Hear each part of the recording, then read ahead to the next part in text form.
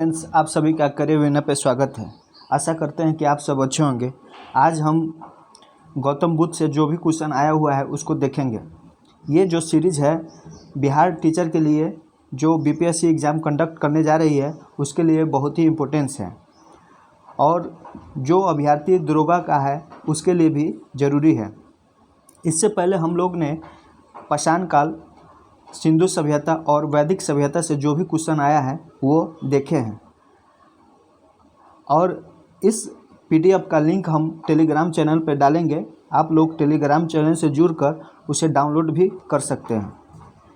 चलिए दोस्त, first question है कि गौतम बुद्ध का जन्म कब हुआ। तो गौतम बुद्ध का जन्म जो है 1563 ईस्वी में कपिलवस्तु के निकट लुम्बिनी में हुआ था। अगला क्वेश्चन है, बुद्ध के जीवन की किस घटना को महाभि निष्क्रमण के रूप में जाना जाता है। तो उनका गृह त्याग ही महाभिनिष्क्रमण के लिए जाना जाता है। क्या? गृह त्याग। और कितने वर्ष की अवस्था में उन्होंने गृह त्याग दिया था? तो 29 वर्ष की अवस्था में। अगला क्वेश्चन है, गौतम बुद्ध की माँ किस वंश से संबंधित थी। तो गौतम बुद्ध की माँ कुल्ले वंश से संबंधित थी। अगला क्वेश्चन है, बुद्ध का जन्म हुआ था, कहाँ हुआ था? तो लुम्बिनी में हुआ था। अगला क्वेश्चन है, निम्न में से कौन सा नाम बुद्ध का दूसरा नाम है। तो बुद्ध का दूसरा नाम कौन है? प्रछन्न, गुडाकेश, पार्थ, मिहिर, इनमें से कोई नहीं। तो इनमें से कोई नहीं होगा। गौतम बुद्ध का बचपन का नाम सिद्धार्थ था। इन्हें शाक्य मुनि, तथागत नामों से भी जाना जाता है। कौन कौन नाम से? शाक्य मुनि और तथागत। लेकिन इसमें ऑप्शन में नहीं है, इसीलिए इनमें से कोई नहीं होगा। अगला क्वेश्चन है, निम्नलिखित में से किस राजवंश के अभिलेख से इस परंपरा का समर्थन होता है कि लुम्बिनी शाक्य मुनि बुद्ध का जन्म स्थान था। तो किससे होता है? ये मौर्य से होता है। मौर्य वंश का जो अशोक के रुमनदेई अभिलेख से यह सूचना हमें मिलती है कि शाक्य मुनि बुद्ध का जन्म लुम्बिनी में हुआ था। और इस अभिलेख के अनुसार अशोक जो है अपना राज्याभिषेक के 20 वर्ष के बाद यहाँ गया था, और उसने इस स्थान की पूजा की थी जहाँ शाक्य मुनि बुद्ध का जन्म हुआ था। तो इससे ही हम लोग को पता चलता है। तो यहाँ पे दो क्वेश्चन है, अशोक का कौन सा अभिलेख है? तो रुमनदेई अभिलेख। अगला क्वेश्चन है, निम्नलिखित में से कौन एक अशोक का अभिलेख इस परंपरा की पुष्टि करता है कि गौतम बुद्ध का जन्म लुम्बिनी में हुआ था। तो ये रुमनदेई अभिलेख। अगला क्वेश्चन है, निम्नलिखित में से किस राजा के एक अभिलेख से सूचना मिलती है कि शाक्य मुनि बुद्ध का जन्म लुम्बिनी में हुआ है। तो किससे? अशोक।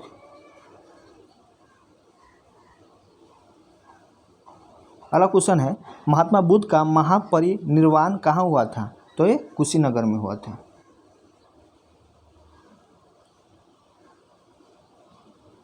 क्या होता है कि जो महात्मा बुद्ध बौद्ध प्रचार के लिए मल्लों की राजधानी पावा पहुंचते हैं, जहां उसे चुंद नामक लुहार की आम्रवटिका में ठहरे थे। उसने बुद्ध को शुकर मदब खाने को दिया। इससे उन्हें रक्तस्राव हो गया और भयानक पीड़ा उत्पन्न हो गई। कहाँ में? पावा में। और पावा किसकी राजधानी थी? तो मल्ल की राजधानी थी। और अतिसार की वजह से क्या हो गया? उसे पीड़ा उत्पन्न होने लगा। इस वेदना के बाद भी वे कुशीनारा पहुँचे, यानी वो पावा से कुशीनारा पहुँच गए, और 483 ईस्वी पूर्व में 80 वर्ष की अवस्था में उन्होंने शरीर त्याग दिया। इसलिए बौद्ध ग्रंथों में इसे महापरिनिर्वाण कहा जाता है। तो आप लोग इसको ध्यान रखिएगा। और शुकर मद का खाना कहाँ खाया था? तो ये पावा में। और जब ये खाना खाते ही उसे पीड़ा उत्पन्न हो गया, और पीड़ा उत्पन्न होने के बाद वो कुशीनारा पहुंच गया, और 483 बीसी में शरीर त्याग दिए। कब? 483 BC में। और कितने वर्ष में? 80 वर्ष की अवस्था में। अगला क्वेश्चन है, गौतम बुद्ध का महापरिनिर्वाण जिस राज्य में हुआ था वह क्या था? तो ये मल था। मल की राजधानी पावा में। अगला क्वेश्चन है, गौतम बुद्ध ने किस स्थान पर निर्वाण प्राप्त किया था? तो ये कुशीनारा है, इसमें कुशीनारा नहीं दिया हुआ है। अगला क्वेश्चन है, गौतम बुद्ध ने किस स्थान पर निर्वाण प्राप्त किया था? तो ये कुशीनारा।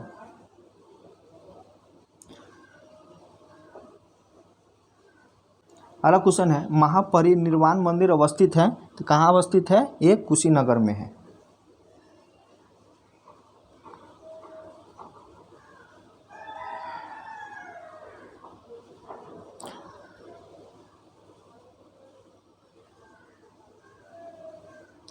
अगला क्वेश्चन है, निम्नलिखित राज्यों में किनका संबंध बुद्ध के जीवन से था?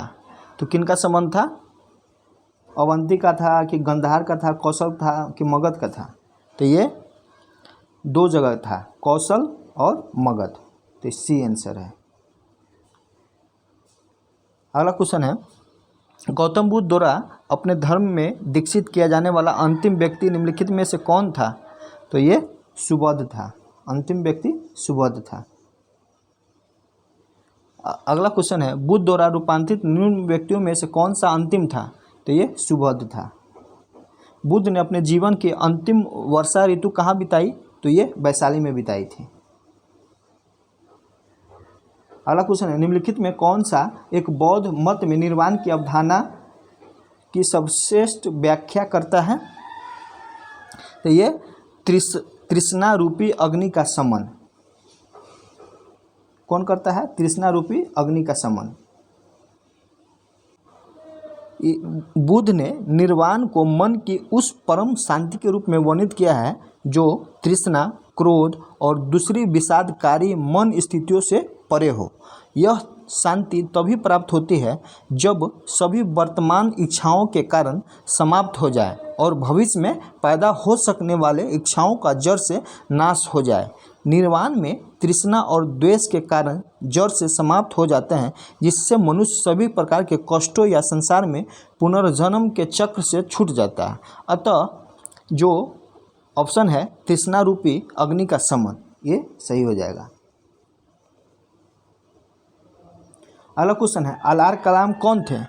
तो अलार कलाम बुद्ध के एक गुरु थे।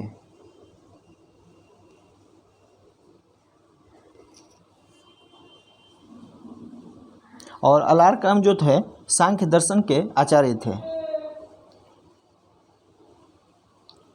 अगला क्वेश्चन है, महात्मा बुद्ध ने अपना पहला धर्म चक्र परिवर्तन किस स्थान पर किया? तो ये सारनाथ में किया। अगला क्वेश्चन है, बुद्ध ने अपना पहला उपदेश कहाँ दिया? तो सारनाथ में दिया। सारनाथ में अपना प्रथम प्रवचन किसने दिया? तो महात्मा बुद्ध ने दिया। गौतम बुद्ध अपना प्रथम उपदेश कहाँ दिए थे? तो ये सारनाथ में।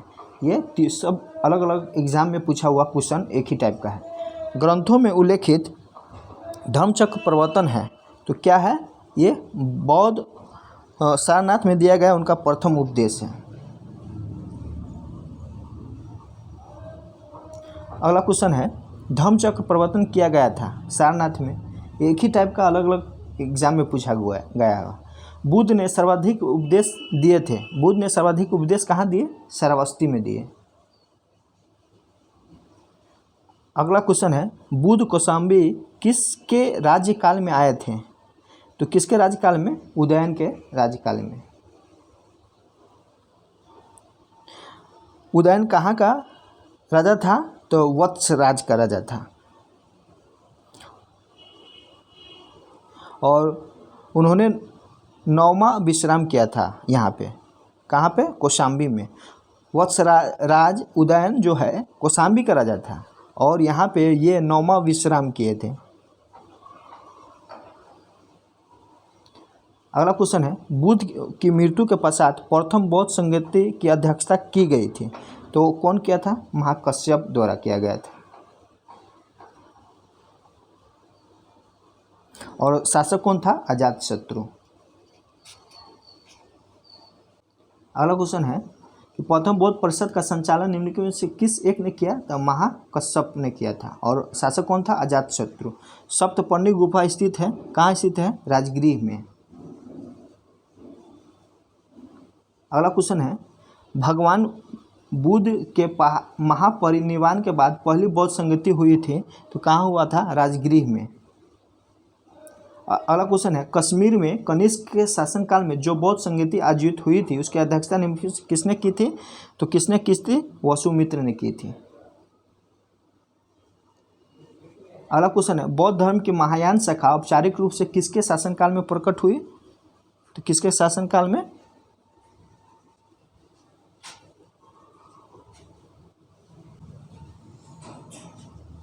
अगला क्वेश्चन है कनिष्क के शासनकाल में बौद्ध सभा किस नगर में आयोजित की गई थी? तो कश्मीर में आयोजित की गई थी, जो चतुर्थ बौद्ध सभा था। अगला क्वेश्चन है किस शासक के काल में चतुर्थ बौद्ध संगीति का आयोजन कश्मीर में हुआ था? तो कनिष्क के काल में। अगला क्वेश्चन है चतुर्थ बौद्ध संगीति परिषद हुई थी कहाँ? तो ये कनिष्क के शासनकाल में हुई थी। अगला क्वेश्चन है इनमें से किस शासक ने चतुर्थ बौद्ध संगीति कश्मीर में आयोजित की थी? तो ये कनिष्क। ये बार बार रिपीट हो रहा है इसलिए कि ये बहुत ही इंपॉर्टेंट क्वेश्चन है, हर एग्जाम में पूछा जाता है इस चैप्टर से। अगला क्वेश्चन है निम्नलिखित पर विचार करना है। बुद्ध में देवतारोपण, बोधिसत्व के पथ पर चलना, मूर्ति उपासना तथा अनुष्ठान उपयुक्त में से कौन सी विशेषताएं महायान बौद्ध मत की है? तो सभी है, इसमें से डी आंसर हो जाएगा।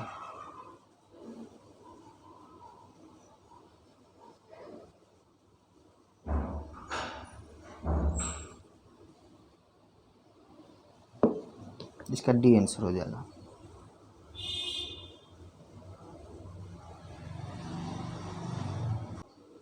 अगला क्वेश्चन निम्नलिखित 4 स्थानों में हुई बौद्ध संगीति का सही कालक्रम बताना है। तो सबसे पहले जो हुआ था कहाँ हुआ था? राजगृह में हुआ था। इसके बाद कहाँ हुआ था? इसके बाद वैशाली में हुआ था।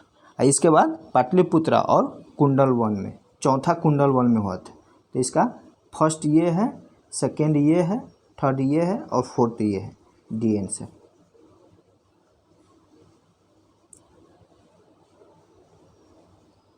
अगला क्वेश्चन है द्वितीय बौद्ध संगीति का आयोजन कहाँ हुआ था?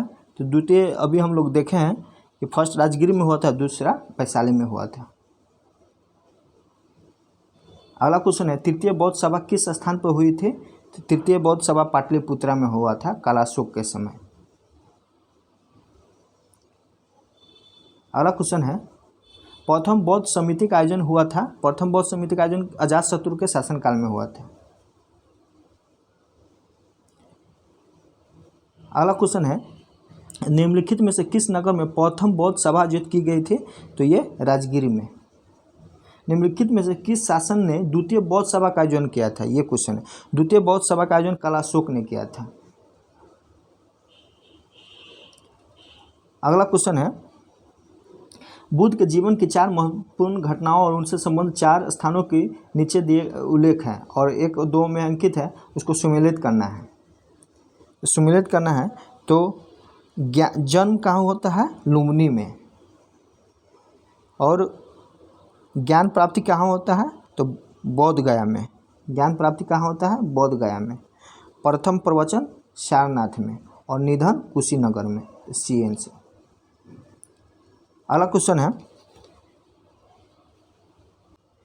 है भारतीय कला में बुद्ध के जीवन की किस घटना को चित्रण मृग सहित चक्र द्वारा हुआ है? तो किसके? प्रथम उद्देश्य के।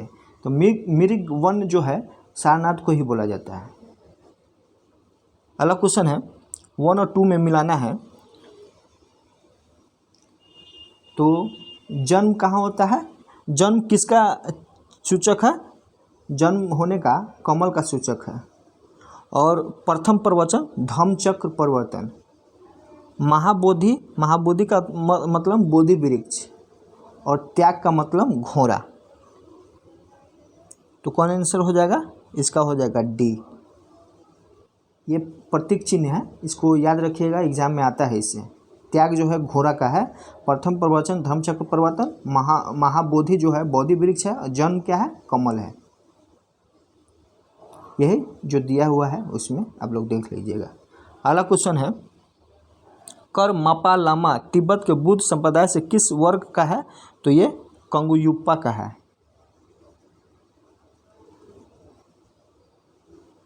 अगला क्वेश्चन है, महात्मा बुद्ध के संबंध में निम्नलिखित कथनों में कौन सा सही है? देखना है, उनका जन्म कपिल वस्तु में हुआ था, ये सही है। उन्होंने बौद्ध गया में ज्ञान प्राप्ति की, ये भी सही है। उन्होंने वैदिक धर्म को अस्वीकार किया, ये भी सही है। उन्होंने आर्य सत्य का प्रचार किया, ये भी सही है। यानी सभी सही है। अगला क्वेश्चन है, बोध गया में महाबोधि मंदिर बनाया गया कौन? गौतम बुद्ध के ज्ञान प्राप्त हुआ था। गौतम बुद्ध की ज्ञान के प्राप्ति, वही महाबोधि मंदिर बनाया गया। और बुद्ध जी को कब ज्ञान की प्राप्ति हुई? तो 35 वर्ष की आयु में महात्मा बुद्ध की वैशाख पूर्णिमा की रात को हुआ था, जो पीपल वृक्ष के नीचे ज्ञान की प्राप्ति हुई थी। अगला क्वेश्चन है, बोध गया में बोधि वृक्ष अपने वंश की इस पीढ़ी का है, किस पीढ़ी का है? तो पंचम पीढ़ी का है। अगला क्वेश्चन है, निम्नलिखित में कौन सा बौद्ध पवित्र स्थल निरंजना नदी पर है? तो कौन है? ये बोध गया, निरंजना नदी पे बोध गया है। अगला क्वेश्चन है, बुद्ध के उपदेश किससे संबंधित है? तो ये आचरण की शुद्धता और पवित्रता से संबंधित है। अगला क्वेश्चन है, निम्नलिखित में से कौन बुद्ध के जीवन काल में ही संघ प्रमुख होना चाहता था? तो कौन है? यह है देवदत्त। यानी उनको बुद्ध को मार देने का भी ये लोग बनाया हुआ था, देवदत्त। और देवदत्त कौन था? तो बुद्ध का चचेरा भाई था। अगला क्वेश्चन है, गौतम बुद्ध ने अपनी मृत्यु के उपरांत बौद्ध संघ के नेतृत्व के लिए निम्न में से किसे नामित किया था? तो कौन है? आनंद, महाकश्यप, उपाली। तो इनमें से कोई नहीं। इसमें है कि कुशीनारा में मलो के सालमन में विश्राम के दौरान अपनी मृत्यु से पूर्व बुद्ध ने भिक्षुओं को निकट बुलाकर धर्मोपदेश दिया और बोला, आनंद, शायद तुम ऐसा सोचे कि हमारे सत्ता चले गए, अब हमारा सत्ता नहीं है। आनंद, ऐसा मत समझना। मैंने जो धर्म और विनय किए हैं, मेरे बाद ही तुम्हारे सत्ता होंगे। इस प्रकार स्पष्ट है कि बुद्ध जो है अपने मृत्यु के उपरांत बौद्ध संघ के नेतृत्व के लिए किसी को नामित नहीं किया था, बल्कि अपने उपदेशों में को ही मार्गदर्शक बताया था। अपने उपदेश को ही मार्गदर्शक बताया कि हम जो उपदेश दिए उसी पर चलो, यही जीवन का सार है।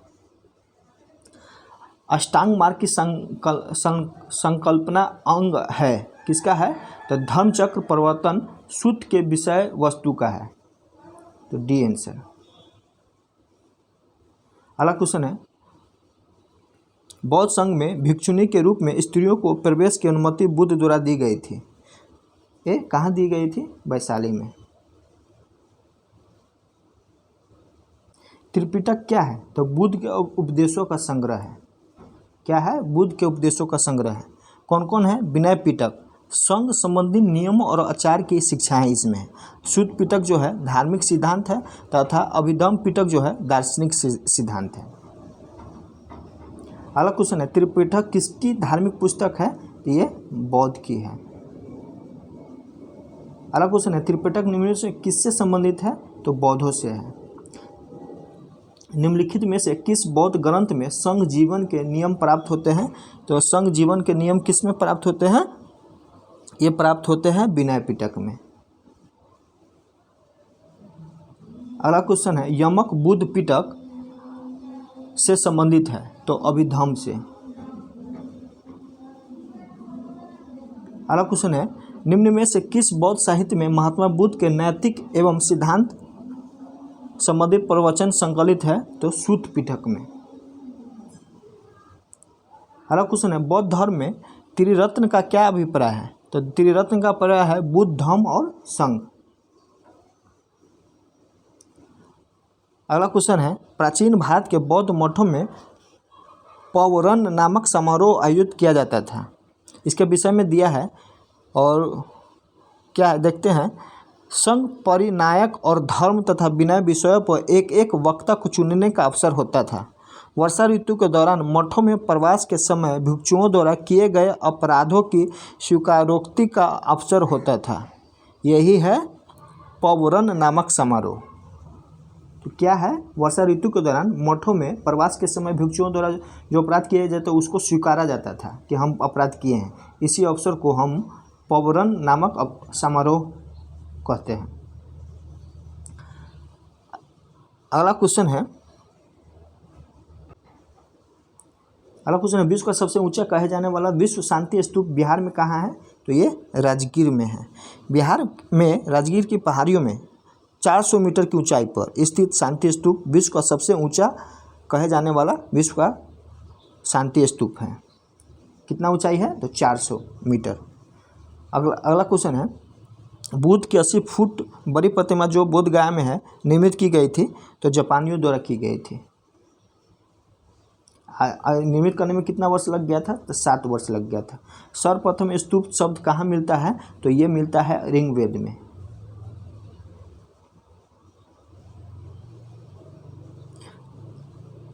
स्तूप का शाब्दिक अर्थ क्या होता है? किसी वस्तु का ढेर। अगला क्वेश्चन, वह स्तूप स्थल जिसका संबंध भगवान बुद्ध के जीवन की किसी घटना से नहीं रहा, वो है कौन? सांची का स्तूप। बाकी बात ये सारा इनसे संबंधित है। अगला क्वेश्चन है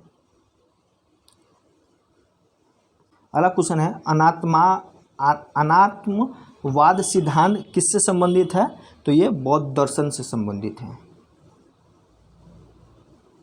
अगला क्वेश्चन है, संसार अस्थिर और क्षणिक है का निम्न में से किससे संबंधित है? तो ये बौद्ध से संबंधित है। अगला क्वेश्चन है, निम्नलिखित में से किसे एशिया के ज्योतिपुंज के तौर पर जाना जाता है? तो ये गौतम बुद्ध को जाना जाता है। अगला क्वेश्चन है, निम्नांकित में से किसे एशिया का ज्योतिपुंज कहा जाता है? तो ये भगवान बुद्ध को कहा जाता है। क्षणिकवाद का प्रतिपादन किसने किया था? तो ये बुद्ध ने किया था। दोस्तों हम फास्ट इसलिए करा रहे हैं कि वीडियो थोड़ा लंबा हो जाएगा तो आप लोग पूरा वीडियो नहीं देख पाइएगा, इसलिए कम से कम समय में आपको ज़्यादा बेनिफिट हो। आंसर आप जानिए और एग्ज़ाम में जब आएगा तो आप ज़रूर इसको सही करके आइएगा। अगला क्वेश्चन है, भारत के सांस्कृतिक इतिहास के संदर्भ में पारमिता शब्द का सही विवरण निम्नलिखित में से क्या है? तो ये में है, शुद्ध पद्धति में लिखे गए प्राचीनतम धर्मशास्त्रपाठ वेदों को प्राधिकार को अस्वीकार करने वाले दार्शनिक संप्रदाय परिपूर्णताएं जिनकी प्राप्ति से बोधिसत्व पथ प्रशस्त हुआ। तो यही है सी आंसर। अगला क्वेश्चन है, सर एडविन अर्नाल्ड की पुस्तक द लाइट ऑफ एशिया आधारित है? तो ललित विस्तार पे आधारित है। किस पे है? तो ललित, ये VVI क्वेश्चन है। ललित विस्तार पे आधारित क्या है? The light of Asia. और इसका लेखक कौन है? Edwin Arnold. अगला क्वेश्चन है, बौद्ध धर्म के महायान और हीनयान संप्रदायों में सर्वाधिक मौलिक अंतर निम्नलिखित में से कौन सा है? तो क्या है? अहिंसा पर बल, जाति रहित समाज, देवी देवताओं की पूजा, स्तूप पूजा। तो ये सबसे अंतर है देवी देवताओं की पूजा। बौद्ध धर्म के हीनयान और महायान संप्रदायों में सर्वाधिक मौलिक अंतर यही है, देवी देवताओं की पूजा। हीनयान में बुद्ध को एक महापुरुष माना जाता था, जबकि महायान में उन्हें देवता माना गया तथा इनकी पूजा की जाने लगी। तो हीनयान में महापुरुष और महायान में देवता माना जाता था। अगला क्वेश्चन है, गौतम बुद्ध को एक देवता का स्थान किस राजा के युग में प्राप्त हुआ? तो ये कनिष्क के समय। अगला क्वेश्चन है, भारत में पहले जिस मानव प्रतिमाओं को पूजा किया गया वो है बुद्ध। सबसे पहले मानव की मूर्तियों की पूजा बुद्ध का ही किया गया था। अगला क्वेश्चन है, गांधार शैली की मूर्ति कला में बुद्ध के सारनाथ में हुए प्रथम धर्मोपदेश से संबंध प्रवचन मुद्रा का नाम क्या है? तो धर्मचक्र है। बुद्ध की खड़ी प्रतिमा निम्न में से किस काल में बनाई गई? तो ये कुषाण काल में बनाई गई। अगला क्वेश्चन है, बुद्ध की प्राचीनतम प्रतिमा किस शैली में प्राप्त हुआ है? तो किस शैली में? इसका आंसर ई चला जाएगा।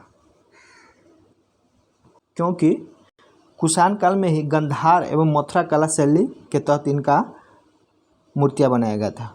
दोनों हो जाएगा, गांधार शैली और मथुरा शैली, इसलिए इसका ई ऑप्शन जाएगा।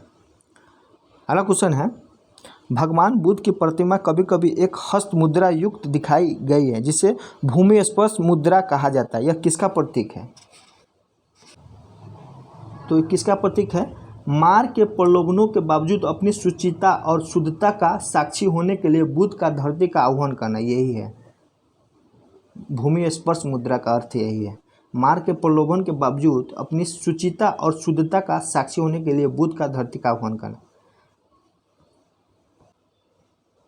अगला क्वेश्चन है, भूमि स्पर्श मुद्रा की सारनाथ बुद्ध मूर्ति संबंधित है? तो गुप्त काल से है।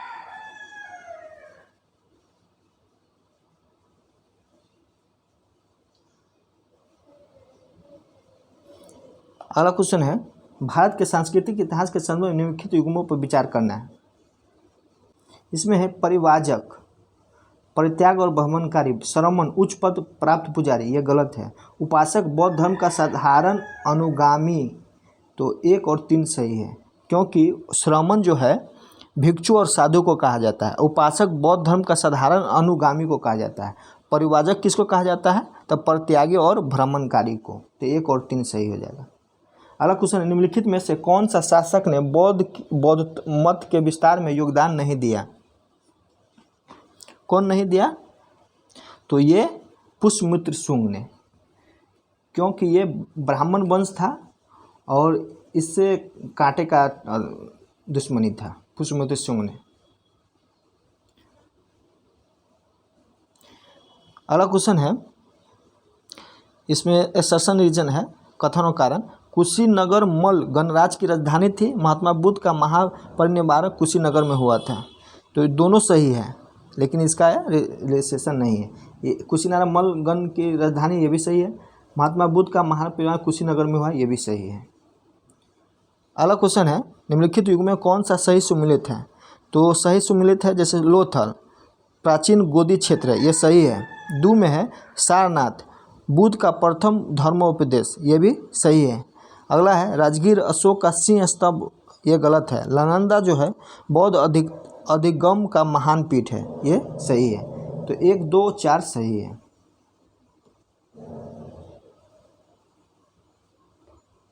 अशोक का सिंह स्तंभ राजगीर में नहीं बल्कि सारनाथ में है। यहाँ राजगीर नहीं होगा, सारनाथ होगा। अगला क्वेश्चन है, महायान बौद्ध धर्म में बोधिसत्व अवलोकितेश्वर को और किस अन्य नाम से जानते हैं? किस नाम से जानते हैं? तो ये पद्म पानी के नाम से जानते हैं। ये सब थोड़ा डीप क्वेश्चन है, क्योंकि आईएएस का क्वेश्चन है। अगला क्वेश्चन है, भारत के धार्मिक इतिहास के संदर्भ में निम्नलिखित कथनों पर विचार करना है। स्थाविरवादी महायान बौद्ध धर्म से संबंध है। लोकेतरवादी संप्रदाय बौद्ध धर्म के महासंघिक संप्रदाय की एक शाखा थी, ये सही है। महासंघिकों को द्वारा बुद्ध के देवतारोपण ने महायान बौद्ध धर्म को प्रोत्साहित किया, ये भी सही है। तो 2 और 3 सही है, बी आंसर।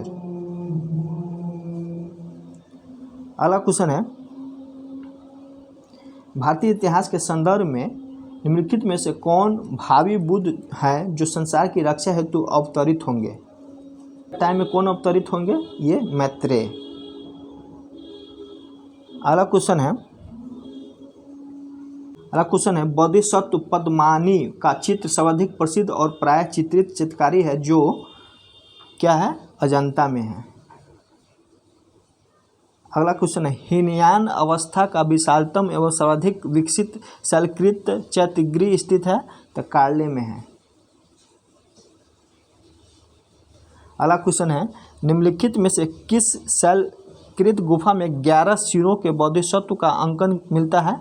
तो कन्हेरी में। कहाँ? कन्हेरी में। अगला क्वेश्चन है, प्रथम शताब्दी ईसा में किस भारतीय बौद्ध भिक्षु को चीन भेजा गया था? तो ये है नागार्जुन को चीन भेजा गया था। नागार्जुन जो है कनिष्क के दरबार की एक महान विभूति था। उसने अपनी पुस्तक माध्यमिक कारिका में सापेक्षता सिद्धांत का प्रस्तुत किया था। चीनी मान्यता के अनुसार नागार्जुन ने चीन की यात्रा कर वहां बौद्ध शिक्षा प्रदान की थी। अगला क्वेश्चन है, शून्यता के सिद्धांत का सर्वप्रथम प्रतिपादन करने वाला बौद्ध दार्शनिक का नाम क्या है? तो ये नागार्जुन है।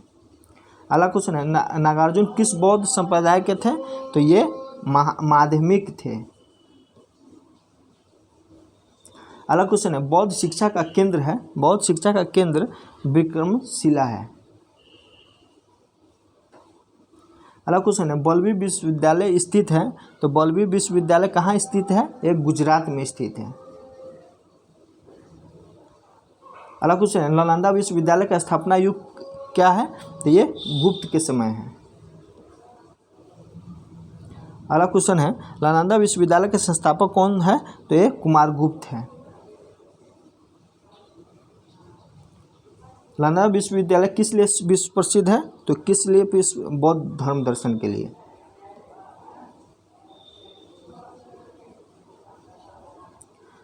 इसमें दिया है कि 12वीं शताब्दी के अंत तक नालंदा महावीर का पतन हो गया। महावीर को राजकीय प्रशय मिलना बंद हो गया था। उपयुक्त कथनों सही कौन है? तो ये दोनों सही है और सही व्याख्या भी है इसका, क्योंकि नालंदा में एक विख्यात बौद्ध पीठ और विश्वविद्यालय था। यह दक्षिणी बिहार में राजगीर के निकट स्थित था। 5वीं सदी के मध्य गुप्तों के समय में नालंदा स्थित विश्वविद्यालय अस्तित्व में आया। 6वीं शताब्दी से भारत में तंत्रवाद का विकास होता है। पाल शासक धर्मपाल ने विक्रमशिला विश्वविद्यालय की स्थापना की। आगे पाल शासकों ने तंत्रवाद की शिक्षा पर केंद्रित विक्रमशिला को अधिक महत्व दिया तथा नालंदा उपेक्षित होने लगा तथा 12वीं शताब्दी के अंत तक उसका क्रमिक पतन होता रहा। बाद में बख्तियार खिलजी ने इसे जलाकर अंतिम रूप से नष्ट कर दिया। नालंदा महाविहार किसके लिए विख्यात है? तो पाली अनुसंधान संस्थान के लिए विख्यात।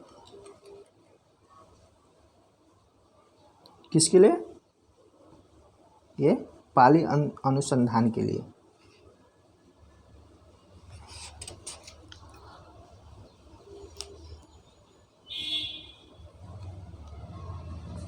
क्वेश्चन है, तप और भोग की अति का परिहार, वेद प्रमाण के प्रति अनास्था, कर्म कांडों की प्लवता का निषेध, प्राणियों की हिंसा का निषेध। नीचे दिए गए कूट प्रयोग के सही उत्तर का चयन कीजिए। तो सही उत्तर क्या है इसका? 2, 3 और 4 सही है, बी। अगला है, निम्नलिखित में कौन सी बात बौद्ध धर्म और जैन धर्म के समान नहीं है? तो समान नहीं है, कौन है? ये है आत्मदमन। चलिए दोस्त, आज इतना ही। बौद्ध धर्म का सारा क्वेश्चन हो गया है। अब अगले जो चैप्टर होगा जैन धर्म का होगा। फ्रेंड्स, इसको सब्सक्राइब कीजिए, लाइक कीजिए और शेयर कीजिए। आने वाला हर एग्ज़ाम में आपको ये सीरीज़ बहुत ही बेनिफिट होगा, क्योंकि मार्केट का सारा क्वेश्चन जो VVI है उसको इस सीरीज़ में हम कराएंगे। अभी हम हिस्ट्री स्टार्ट किए हैं, ये जब समाप्त होगा तो ज्योग्राफी फिर साइंस भी देखेंगे। चलिए दोस्त, थैंक यू। लाइक और सब्सक्राइब कीजिए।